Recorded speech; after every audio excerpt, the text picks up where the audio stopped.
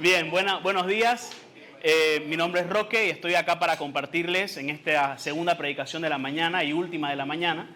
Vamos a seguir la línea de Jacob, vamos a ir escudriñando y entendiendo mucho de lo que Dios puede ir diciéndonos a través de ese texto que ha inspirado para este retiro.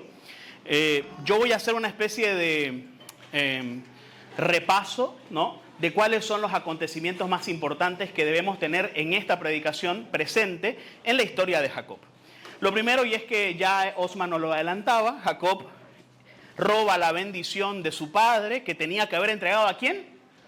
A Esaú, su hermano mayor, y de alguna forma, y movido por una especie de engaño y motivado por la insistencia y la influencia de su mamá, o sea, ¿cómo se llama la mamá? Rebeca. Movido por Rebeca, termina Jacob, sin tener que haber sido él el que reciba la bendición, recibiendo la bendición, robándola, ¿no? De alguna forma. Primer episodio. Segundo episodio, cuando Esaú se da cuenta de que efectivamente Jacob se robó la bendición que le correspondía a él, se la tenía jurada, ¿no? Se la tenía jurada, le ofreció puñeta y algo más, y decía que ni bien el papá fallezca, iba a proceder con ese plan. Ante ello, Rebeca, la mamá, le dice a Jacob lo siguiente. Le dice, huye inmediatamente. ¿Qué le dice?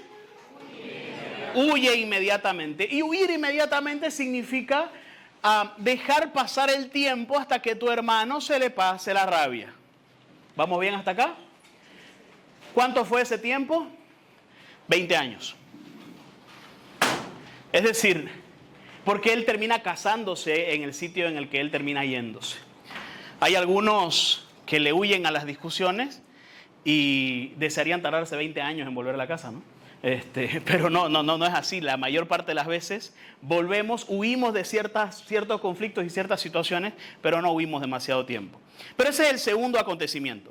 El tercer acontecimiento es cuando Isaac va a despedir a Jacob. Él le da un encargo y él le dice, no te cases con una cananea.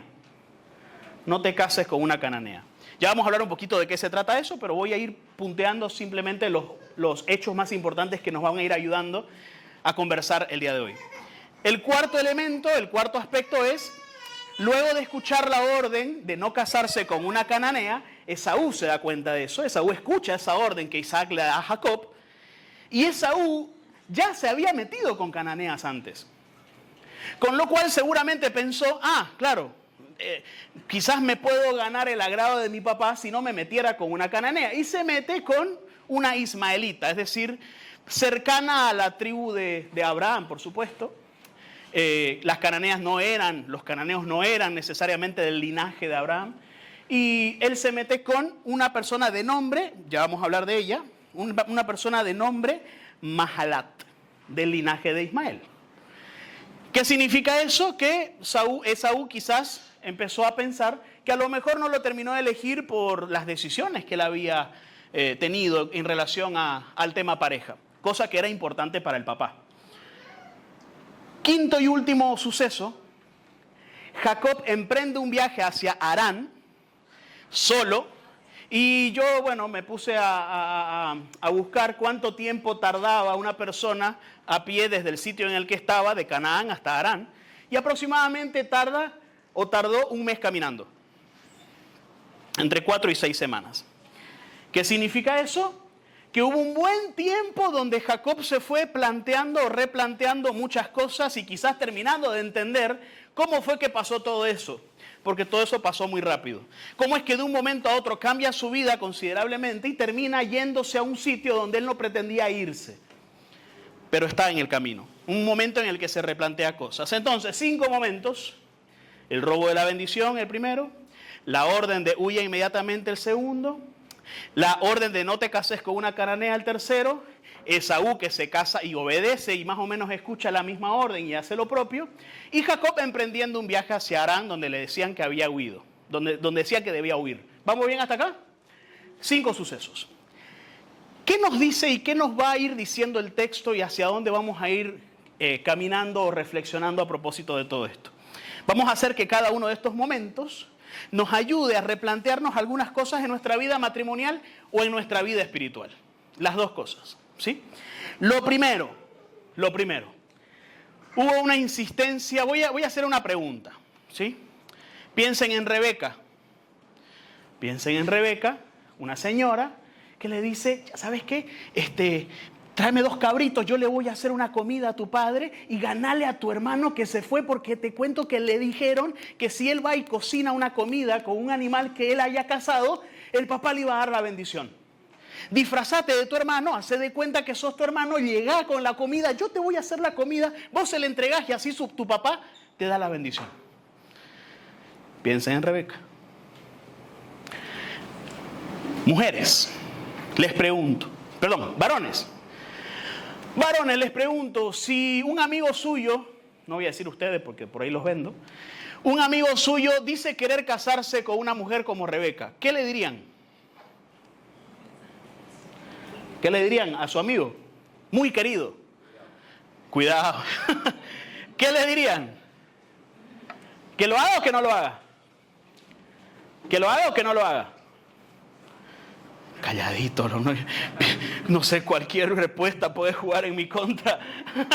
Está mi mujer acá. Probablemente dirían, cuidado, quizás tener cuidado, tener presente.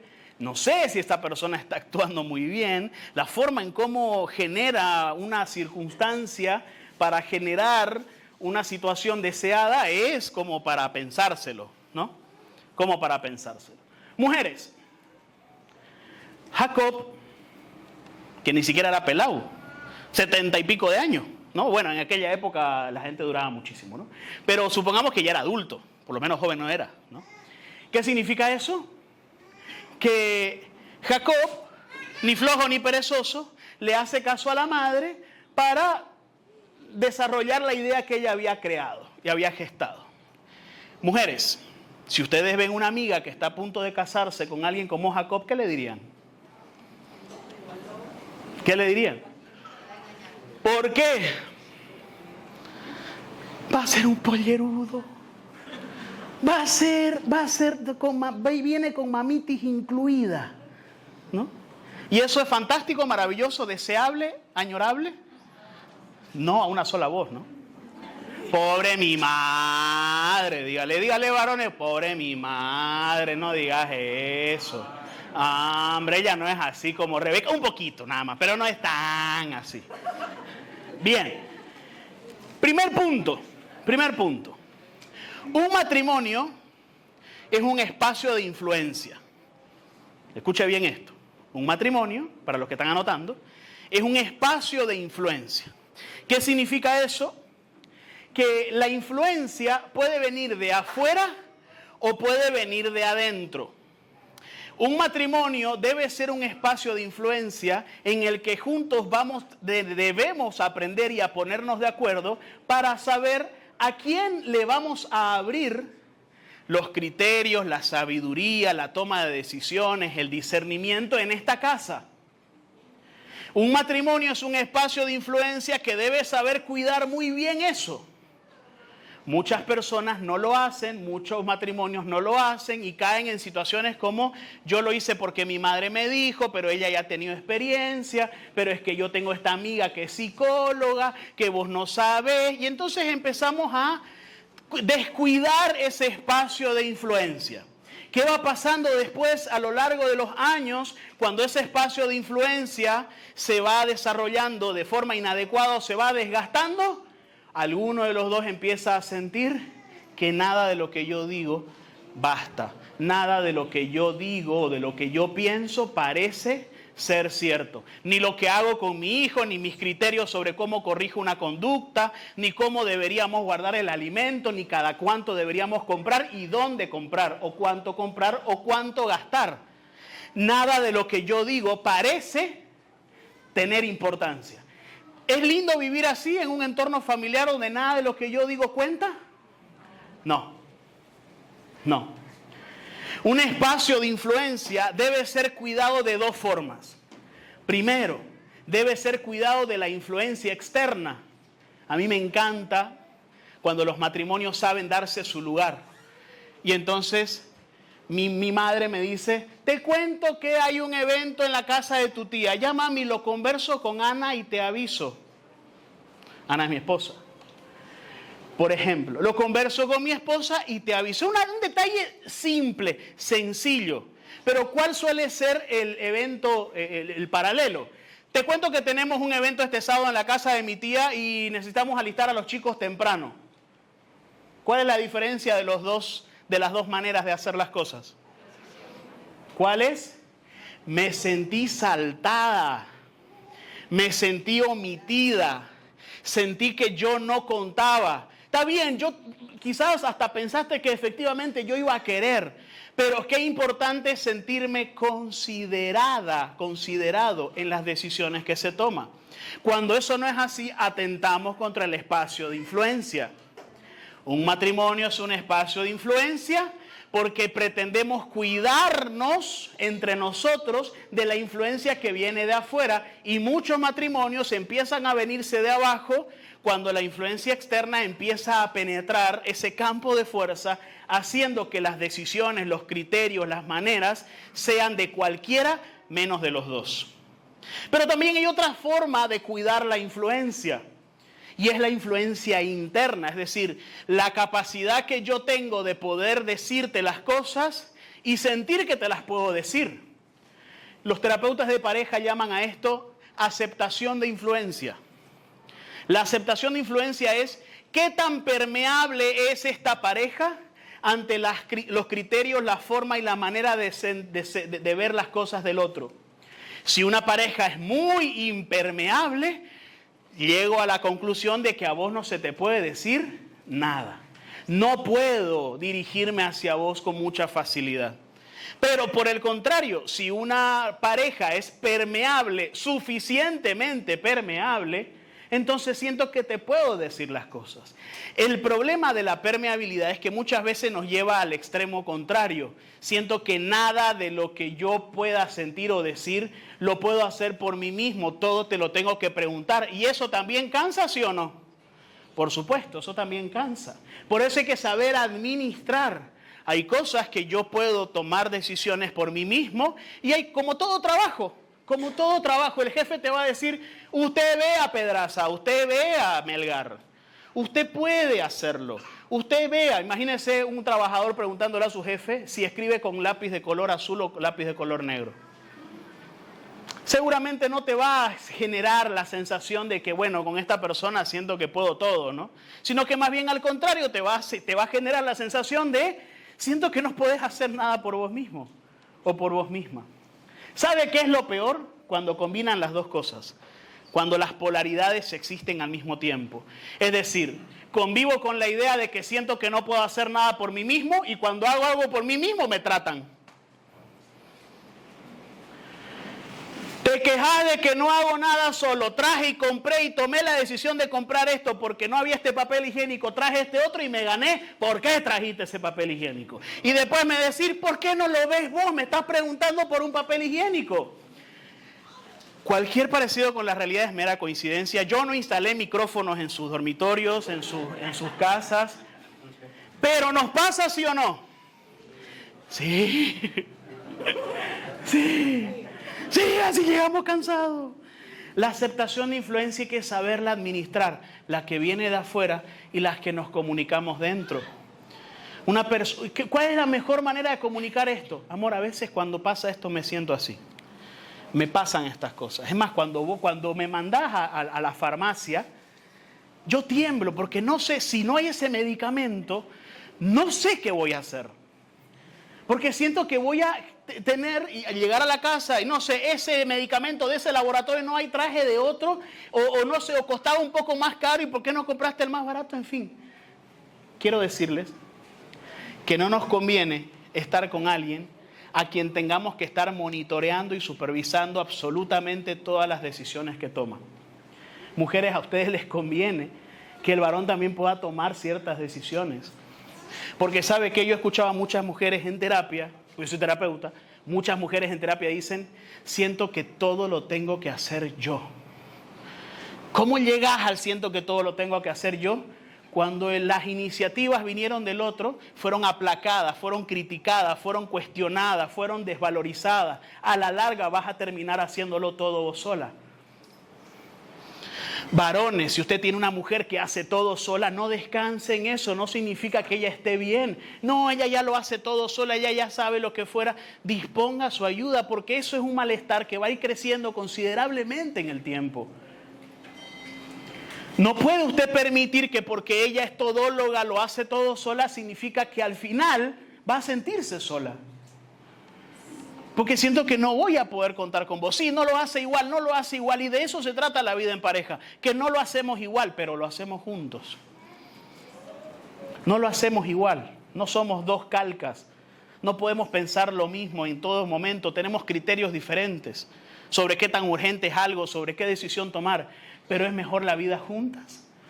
Es mejor la vida juntas que estar como que mi madre vaya a comprar y piensa lo mismo que yo. No, no es tu madre, no es tu padre. Es tu pareja. Y parte de aprender a vivir en pareja significa aprender a vivir con diferentes maneras de pensar, de sentir, de actuar y diferentes sensaciones de riesgo. Porque hay alguien que activa la alarma antes y hay otro que dice tranquila, relájate, no pasa nada, no hay un problema. O al revés, el otro es como muy tranquilo y la otra dice no, tenemos que hacer algo, no sé, cuando la niña o el niño está enfermo, ¿no? ¿En qué momento ir a emergencia? Hay diferencias, ¿no? Pero yo la veo bien, el moco es medio verde y bultoso, digamos. Una fiebrecina no pasa nada, ya la otra persona, no sé, ni bien se cae, le está haciendo una tomografía, ¿no? Hay diferentes sensaciones de riesgo, hay que aprender a convivir con ello. Por tanto, si la vida matrimonial es un espacio de influencia, hay que saber cuidarla, de la que viene de afuera y la que viene de... ¿Y de la que viene de?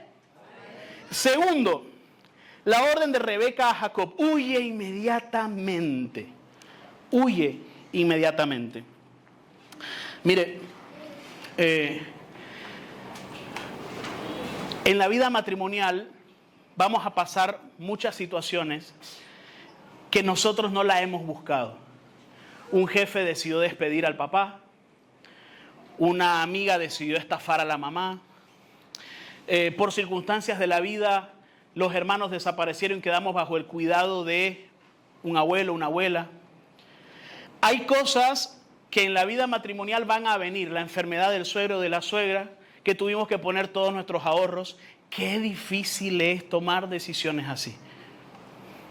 Porque vivimos realidades para las que no nos habíamos preparado, o si nos habíamos preparado para cuando nos toque a nosotros, no a un tercero.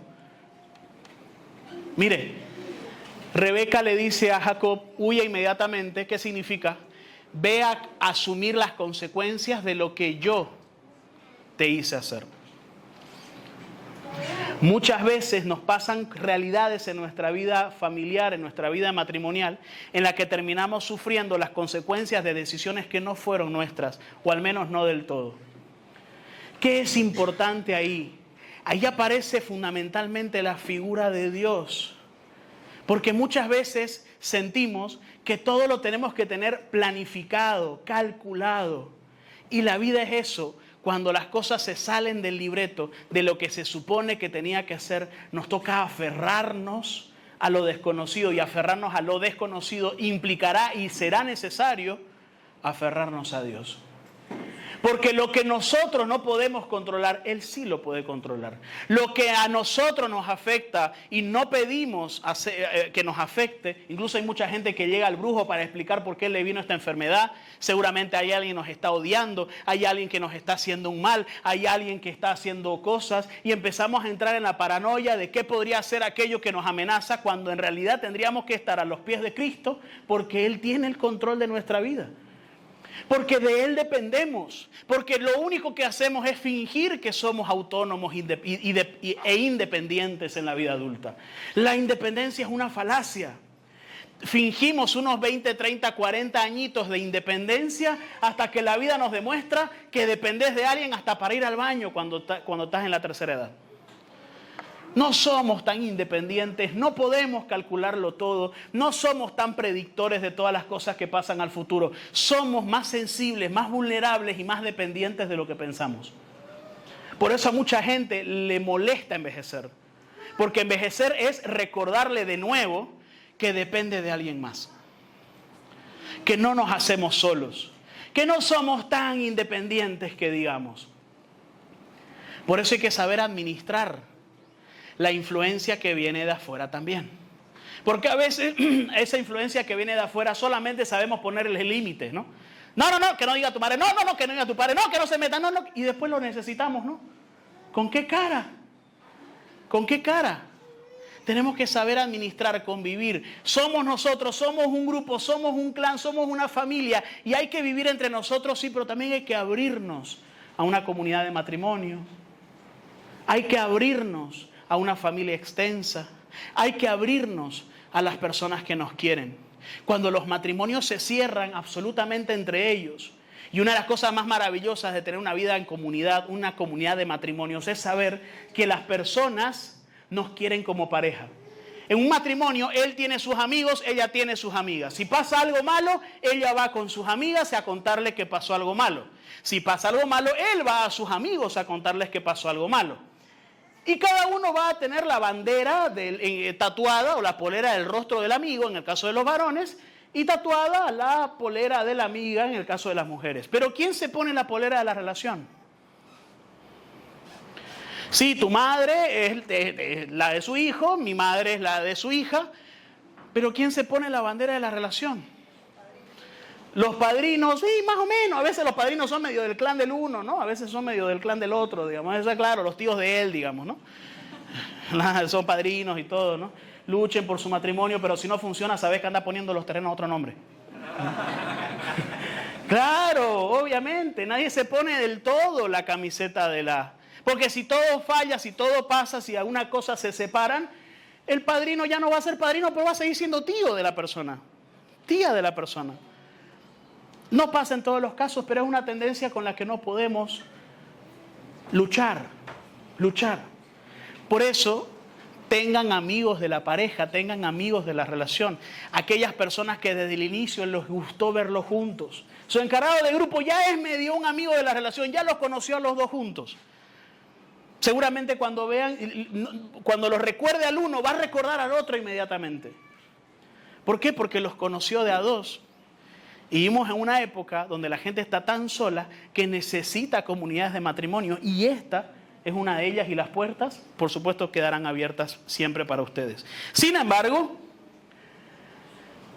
cuando las cosas fallen, cuando los eventos vengan, cuando la prueba nos visite, cuando las situaciones que están fuera de nuestro control nos gobiernen, tenemos que no solamente aferrarnos a Dios, también. Pero la segunda actitud importante es generar entre nosotros la actitud de nosotros contra el mundo.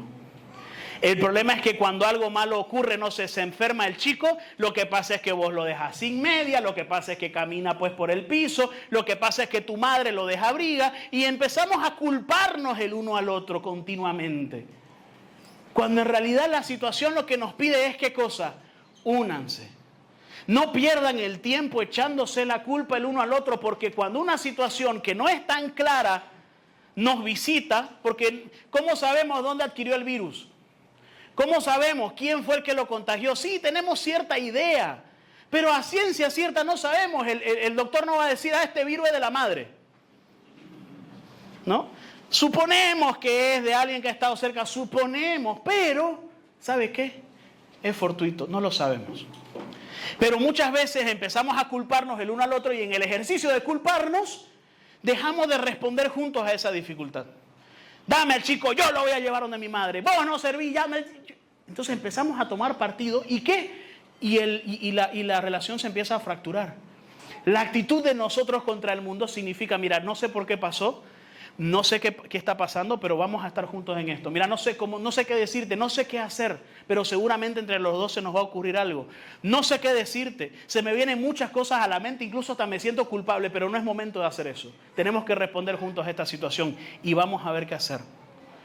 ¿Se entiende esto?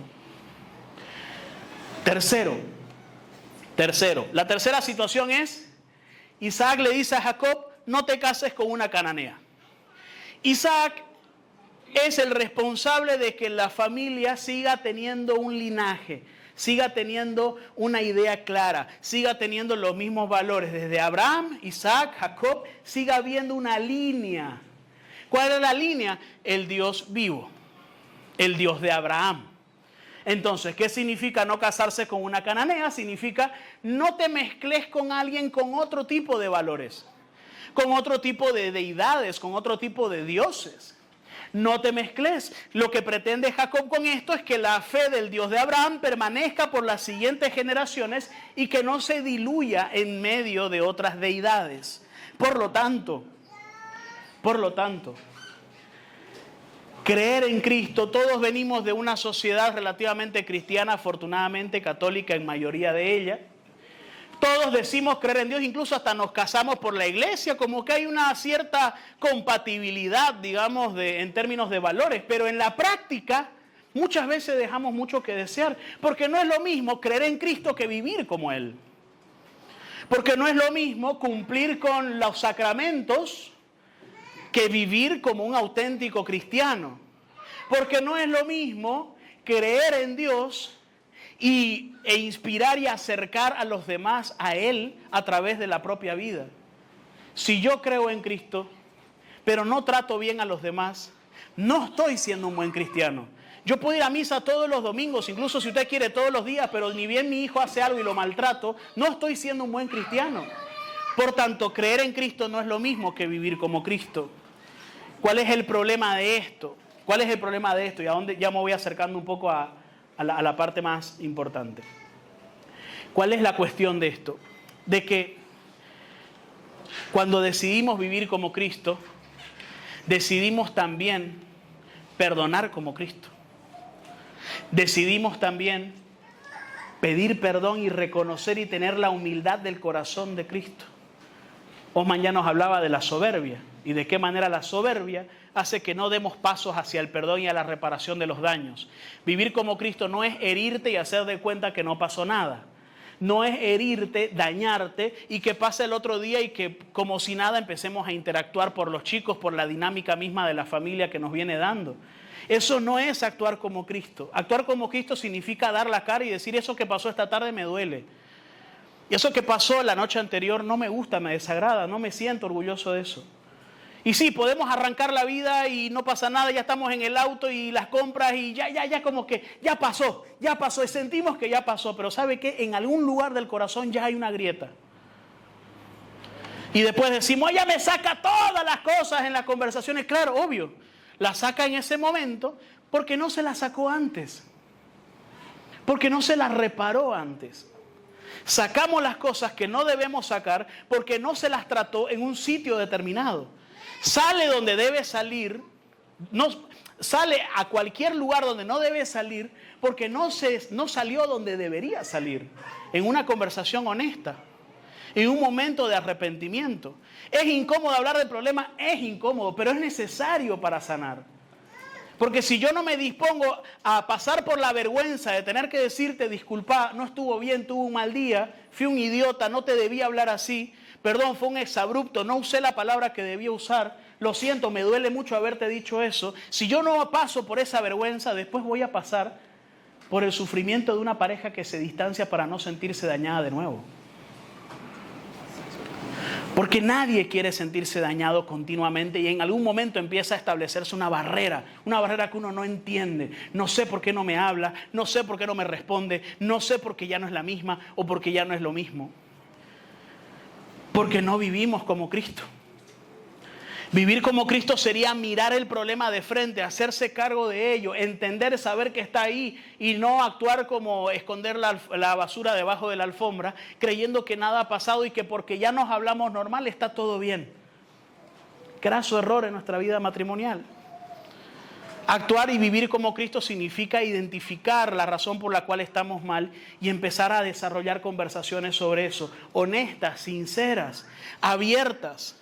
A mí me pasó esto, sí, yo también estuve así, yo también tuve un mal día, no te culpo, a mí también me ha pasado muchas veces. Cuando la relación y el vínculo está bien puesto, El perdón empieza a ser una dinámica positiva que circula entre ambos. Así como cuando una discusión empieza a escalar juntos y el uno le dice cosas más desagradables al otro y empiezan a escalar juntos en esa dinámica violenta, lo mismo pasa con el perdón. Cuando alguien empieza a desescalar desde el perdón, es una desescalada que normalmente vamos juntos.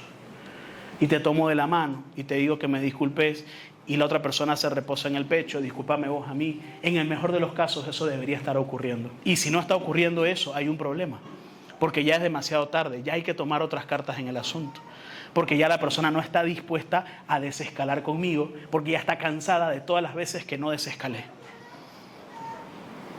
Cuarto, en la vida matrimonial es preciso distinguir entre querer cambiar y querer calmar. Me explico. Voy al hecho 4. En el hecho 4 es Esaú escuchando a Isaac diciéndole, no te cases con una cananea. De pronto Esaú reconoce y dice, quizás puedo convencer a mi papá para que a mí me dé la bendición también, porque Esaú reclamó que a él se la dé, pero como ya se la había dado, le dijo, a mí también, por favor. Y no se la dio. Entonces, en un intento desesperado de consentir o de complacer al papá, elige a alguien como pareja que es del linaje de Abraham. Esto es una cosa interesante. No estaba entre sus objetivos de vida, no estaba entre sus convicciones. Quizás ya había escuchado antes ese criterio y no fue suficiente. Y cuando las papas quemaron, cuando la situación era insostenible y cuando parecía que lo estaba perdiendo todo, recién ahí se dio cuenta. Los terapeutas de pareja sabemos que cuando habla el hombre para hacer la primera cita, la cosa está jodida. Normalmente quien habla para hacer la terapia es la mujer, ¿no? Cuando el hombre es quien toma el teléfono y escribe, en la mayoría de las veces, no en todas, pero en la mayoría de las veces decimos, detrás de eso hay una mujer profundamente cansada. Al punto que ya ni siquiera quiere mover un dedo para buscar la ayuda que ya hace tiempo venía diciéndole. Quizás algunos de ustedes llegaron, el hombre escribieron a Comunidad Betania para ir al retiro, ¿no? La dinámica es más o menos similar, ¿no? No voy a mover un solo dedo, si vos querés, hacelo vos. ¿Cuál es el problema de eso? Que muchas veces nos dejamos llevar por una tendencia que es, voy para que calmen las cosas. Voy a ir para que se le pase, para que ya estemos bien. Ya estemos bien. Esa es la peor frase que usted puede usar para estar bien. Ya estemos bien, hombre. Ni que fuera un botón, digamos, ¿no? Ya estemos bien. Ya, digamos, ¿no? ¿Quién hace caso a una frase así? Si no se hizo nada más que eso. Ya estemos bien. ¿Quién no quiere estar bien? Todos queremos estar bien. Ya estemos bien. Wow. Mágicamente las cosas. Ya el insulto que me hiciste ya se me fue. Ya el gesto que tuviste, el agravio que hiciste conmigo ya... No, es mentira. Es mentira. Mire, no es lo mismo venir a un retiro para calmar las cosas que para cambiarlas. No es lo mismo ir a terapia para calmar las cosas que para cambiarlas. Porque cambiarlas significa, yo de aquí tengo que salir con una mentalidad diferente, con unas ganas diferentes de hacer las cosas, con una manera distinta de comportarme. Y si usted no está acá con una mínima gana de eso, usted está acá para calmar las cosas. El resto lo va a hacer Dios. Y no importa si usted llegó acá para calmar las cosas. Porque Dios siempre puede hacer mucho más de lo que nuestra voluntad quiera. Nosotros le podemos abrir la ventana a Dios y Dios entra. Y Dios irrumpe. Usted no le abrió una puerta, le abrió una rendijita chiquitita y Dios entra, gobierna y hace todo. Porque no depende solamente de la voluntad de quien se abra a Él, sino también de la obra que el Espíritu Santo pueda hacer a través de este retiro, por ejemplo. O de cualquier evento profundamente espiritual o religioso. Con lo cual, en la vida matrimonial es preciso distinguir. ¿Es quiero cambiar o quiero calmar? Porque si quiero calmar, las cosas van a seguir igual. Es como el que se ahoga y sale a la superficie como puede, traga aire y se vuelve a ahogar. Hay gente que va a terapia así también. Ay, voy acá porque me gusta hablar, porque me gusta desahogarme, lo vomito, todo, salgo tranquila, pero 2, 3 días después me vuelvo a hundir. ¿De qué sirve? No vayas para desahogarte. Anda para aprender a nadar, de tal modo que no tengas que estar desahogándote cada rato. Porque aprender a nadar significa eso, aprender a manejar mejor las situaciones por las cuales necesito desahogarme continuamente. Último. En el quinto evento que hemos destacado, vemos a un Jacob camino hacia Harán. Y ya hemos dicho que ese camino más o menos en promedio fue un mes caminando, 800, 700 kilómetros. Yo veo que muchas parejas, después de una crisis, después de una discusión, después de un conflicto, cada uno se calma por su lado, ¿no? ¿Y sabe cuál es el problema de eso? Que pasan horas, y no solamente horas, días, y no solamente días, semanas, cada uno calmando por su lado. ¿Y qué le dice la mente en el pasar de los días y las semanas calmando por separado? ¿Qué le va diciendo la mente? ¿Qué haces acá? No vale la pena. Mira cómo te trata. ¿En serio querés esto?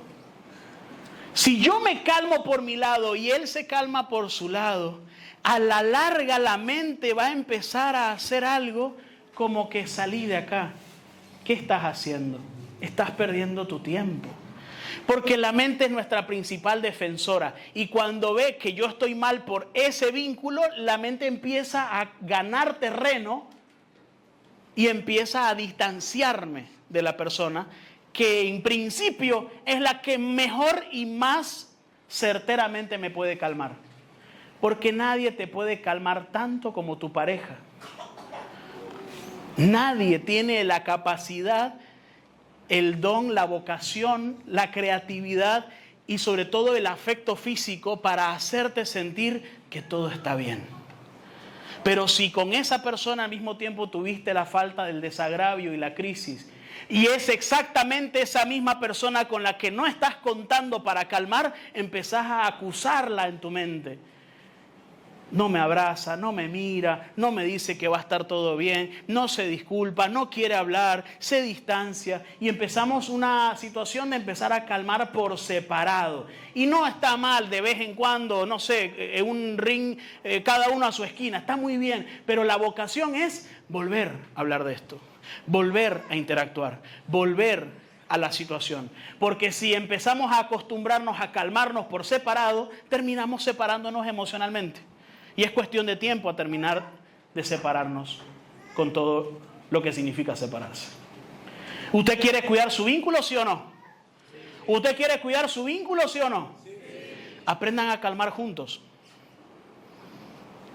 Que Dios le dé la gracia de aprender a calmar juntos.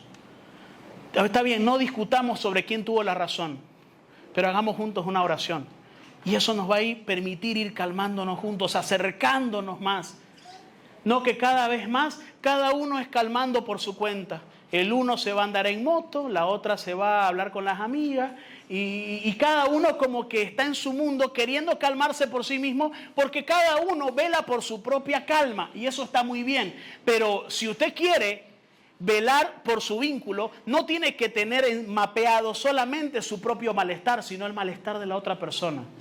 Muchas veces somos tan soberbios que nos encasillamos tanto en nuestro dolor y empezamos a ver, no puedo creer que me haga esto, no puedo creer que me diga esto, no puedo creer que a pesar de todo eso no se digne a. Solamente veo lo que el otro no está haciendo por mi dolor y no estoy viendo lo que yo estoy haciendo por el dolor del otro.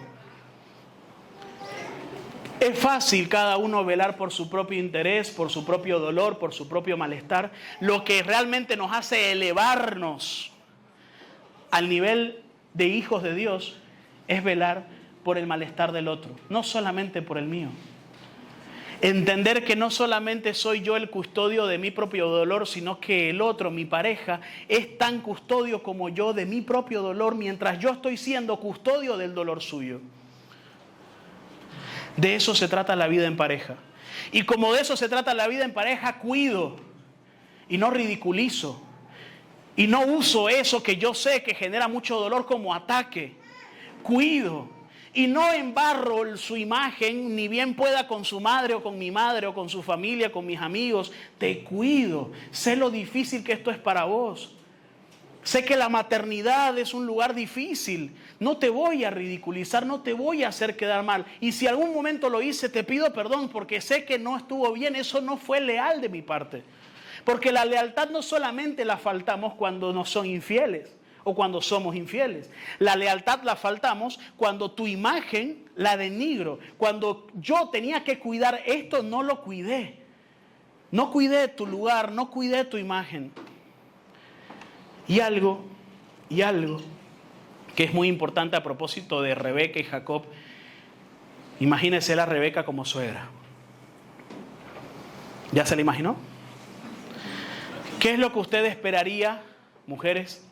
¿Qué es lo que usted esperaría si su marido tuviera una Rebeca como madre? ¿Qué esperaría usted? Que se muera la vieja. No, eso no. ¿Qué esperaría usted? Que su pareja la defienda. Pero muchas veces hacemos pero decile vos. Pero si a vos te molestó. Cuán desprotegido, y la desprotección es algo que no hablamos mucho. Yo puedo cuidar y no proteger. Voy a dar un ejemplo. Yo conocí una persona que me dijo que su papá por muchos años cuidó pero no protegía. Por ejemplo, si él estaba aburrido, mandaba al chofer a llevarlo al estadio. Si él necesitaba algo, había alguien que podía resolverle la cuestión. Si tenía hambre, ya había un sándwich en la mesa. Se sentía cuidado, pero una vez que él dijo, papá, hay un chico que me molesta, pero pégale pues. Papá, acto seguido 15, 20 veces, el papá nunca fue al colegio a hablar. Nunca encaró una conversación por mí. Nunca quiso aclarar la situación. Está buscando a alguien, creo. ¡Fuera! Está hablando en lengua. ¿Qué quiero decir con esto? Que, oiga, proteger es importante. No crea usted que porque ella es adulta, que porque ya hay confianza, pero si vos te llevas bien, vos decile, ¿sabe qué? Vamos a necesitar que nos protejan por una sencilla razón. Porque quiero sentir quién soy yo, qué lugar tengo en tu vida. Porque cada vez que me proteges siento que yo tengo un lugar. Hay personas que en el intento de ser demasiado pasivas o armoniosas ante los conflictos, ay, no me gusta discutir, es que yo no quiero, yo evito el conflicto, yo le huyo al conflicto, a la larga no protegen. ¿Sabe qué? Porque proteger significa estar dispuesto a tener un conflicto si es necesario. No lo quiero, no lo voy a buscar, no soy una persona problemática, pero quiero manifestarte de que si es necesario tener un conflicto, lo voy a tener por vos. ¿Cuántos de nosotros no nos sentimos así con nuestra pareja hace tiempo? Sentimos que no sé si va a tirar un ajazo por mí, digamos, ¿no? No sé si a la larga va a hacer algo realmente defensivo por mí. No sé si se va a poner enfrente de algo que me está afectando. No sé si al final de cuentas me va a proteger tanto. Las personas que viven con la sensación de desprotección de sus mismas parejas se sienten solas porque a pesar de que les ayude, esté bien, cuando hay algo que enfrentar, hay un médico al que encarar, hay una persona hostil al que poder encarar, hay un familiar desagradable al que poder encarar, no lo encaran. Porque quieren evitar conflictos. ¿Y sabe qué va a hacer usted si solamente quiere evitar conflictos?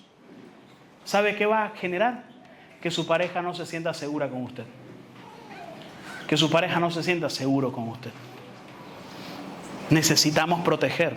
Y proteger significa desarrollar esta barrera y decir, estamos juntos en esto, voy a hablar, no te preocupes, déjame que yo lo vea, voy a hacer algo al respecto. Sobre todo cuando hace mucho tiempo no lo hago. Y eso es necesario hacerlo también con los pequeños. Hay pequeños que conviven con una situación de bullying y sienten que sus padres nunca fueron a hablar al colegio. Pero lo metieron a clase de taekwondo para que se defienda solo. Lo cambiaron de colegio para evitar ese tipo de situación. Pero nunca fueron a hablar con el colegio, nunca fueron a encarar con la mamá, nunca fueron a hablar con la profesora, nunca fueron a hacer esta situación de le está pasando algo, mi hijo me dijo esto y necesito saber cómo resolverlo.